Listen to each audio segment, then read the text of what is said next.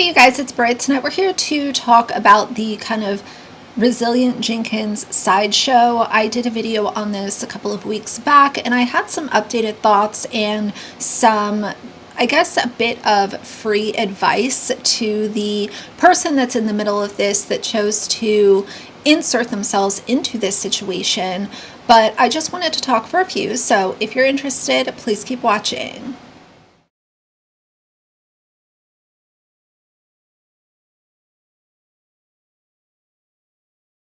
All right, you guys, so I'm not here to dive completely into the rabbit hole and make this some kind of, 40-minute video, a bunch of stuff that at the end of the day, it really doesn't matter. But I want to come at this from the seat of a content creator and kind of how I would handle something like this, even though I would never put myself in this position. If for some reason I was in this position, this is what I would have done from the get-go. If you are crowdfunding or doing a GoFundMe on behalf of somebody or pushing a GoFundMe and wanting your followers to donate for this really good cause, it's really important. If there is ever any kind of question or kind of mysterious conversation happening around, ooh, who's getting the money? Where is it going? What's going on here? What's going on there?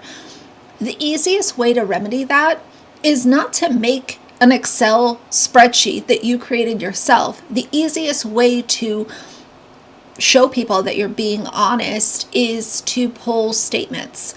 PayPal, Cash App, Venmo, GoFundMe. Let's pull the actual statements from the company instead of doing some kind of Excel spreadsheet that's color coded and all fancy. Now, like I said, myself, I would never insert myself into this kind of bizarre advocate role personally. I just wouldn't want to be involved in that, and also expecting to cover it from like a drama tea commentary perspective. I just think that it's disingenuous and I don't like it, and I think it's weird. I still think it's weird. But if you are being questioned, let's pull. We want to see the PayPal statements. We want to see the Zelle and the Cash App statements. We don't need you reading off of an Excel spreadsheet that you created, claiming that you have given a refund. This person that donated said $10 for you, $10 for the other person, and this is the reason why. All it is word vomit. It's a word salad, and you are in a position where your integrity is being questioned by a very large audience. The best way to approach trying to hold on to or reignite trust with the people that are questioning this is just to come with cold hard facts. We don't need anything fancy. We don't need word salads. We don't need come back for part 2, part 3, part 4, and all you're doing is talking to the camera. I've always had an issue with people on social media with GoFundMes because I think a lot of times they're used as just a grift, a way to make extra money and use something that might not even be happening to you as a way to collect funds from viewers that feel bad for you. I've never really cared for it.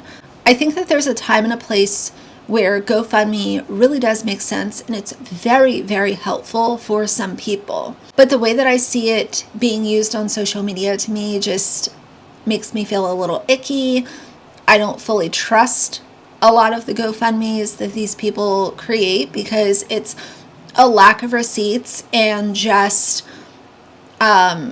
possibly embellishing something that could or could not be happening as a way to make money. Rights and rights, you going to hell in a handbasket. You lie so cold, and you lie about the worst shit.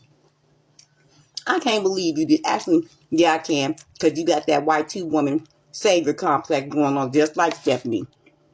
Also, the court did know. If you've listened to the recording or the transcript, I did tell the court, and the judge asked me specifics about, am I friends with her? Would I call her a friend? It's like, no, I would not. And she asked, I think, how often I see her, and I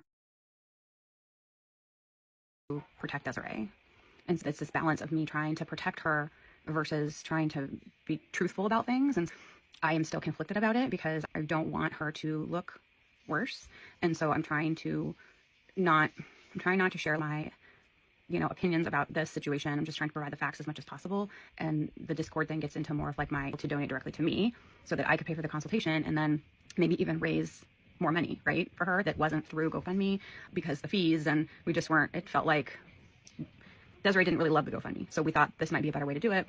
So that's why I got donations that I had control over and that I could provide receipts for. That's the other thing. The receipts, I'm not aware of hundreds of people asking for receipts. I have had a couple people ask me for receipts and I have sent them.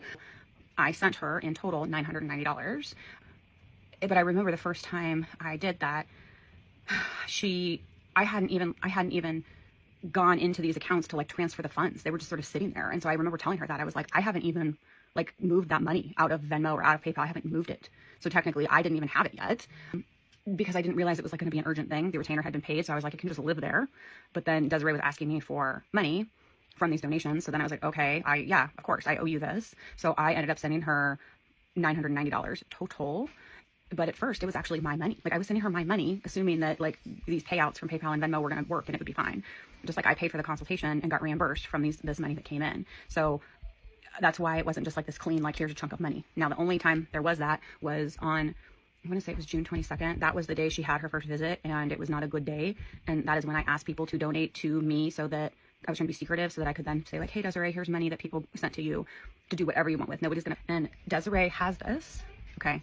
I also told Alicia the numbers yesterday, and then Lynn, the person who organized the fundraiser for the GoFundMe, she also has this. Not only Desiree has this in Excel and PDF, I converted it to a PDF just because I know Excel is not accessible for everybody.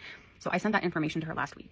It's changed a little bit because I was still offering people refunds, but the incoming money obviously didn't change, right? So no more money has come in. Okay, so $2,523.67 was raised. I paid Desiree $990. Okay, I was owed $409.57. That was for reimbursing for the consultation. That was $245. Plus there were a couple donations that came in that were directed at me. So for example, there was one person who donated $100 for us to go have lunch together. And then she has since emailed me and said, just split it, send $50 to her and $50 to you because she knows that we're not going to go have lunch anymore. Right. So that's just, so there's some little bits of donations that came in for me. Somebody donated $300 and said $200 go to Desiree and $100 go to me. So that ends up being $97 to me. Anyway, so $175.63. So she's implying I didn't send her enough when I sent $990, when in fact I actually sent her too much. I sent her $214.37 too much. That's money that should have gone to the legal fund. That is my fault completely because I was not tracking it. Sent $576.95 to the attorney.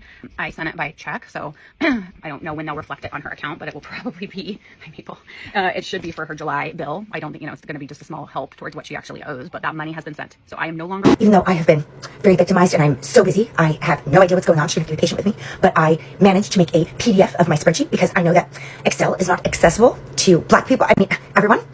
You know what is accessible to everyone, honey? Statements. Like PayPal statements and Venmo statements and Stripe statements, not spreadsheets that you made yourself and color coded. And we're supposed to just take your word for the fact that this person donated $300 but said that $100 was supposed to go to you. And then you had the nerve to say that you've overpaid Desiree. Oh, that's my fault. That's my fault. You didn't overpay Desiree if you sent Desiree money that was meant to go to the legal fund because the legal fund is for Desiree. She doesn't owe you any money. She doesn't owe you anything.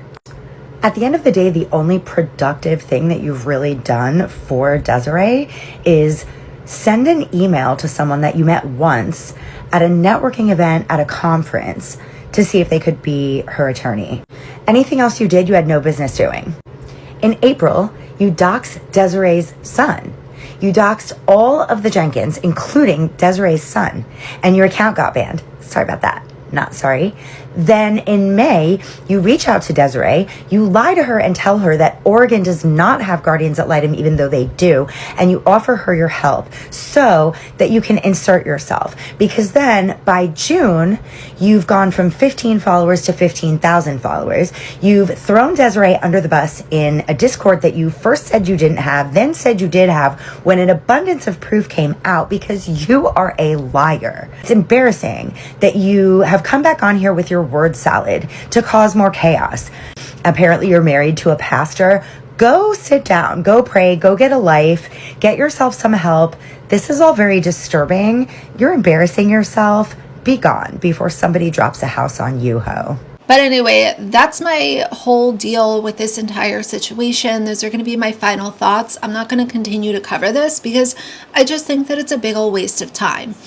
The last thing I want to say is I want to lean on my subscribers for a few minutes, and I want y'all to, if you feel comfortable, leaving a comment down below, or if you want, you can DM me or email me. What is your opinion on Morgan? If you're aware of Morgan, she's over on TikTok. She went viral for covering Steph and Drew and all of the nonsense. There were some people that were in agreement with her for a little while, and I guess she decided to publish a really bad take on a mom that was in, I guess, a similar situation to Steph and Drew. Yes, technically it was a one-bedroom apartment where they have kids living, but the mom recently had brain cancer, and Morgan still decided to kind of double and triple down on her opinion of that family. But I've just seen a lot of TikToks as of the last few weeks of people denouncing Morgan, saying that they're totally over her. It's annoying. It's hypocritical. So if you know who she is, drop your thoughts down below. I'm just really curious because I don't have time to consume everything and continue to make content and work and, live my life. So for now, I'm just going to toss it out there and let's see what y'all have to say. But I think that's it for today. If you like the video, please leave a like and a comment. And if you'd like to see more from me in the future, please subscribe. I'll see you guys soon. Bye.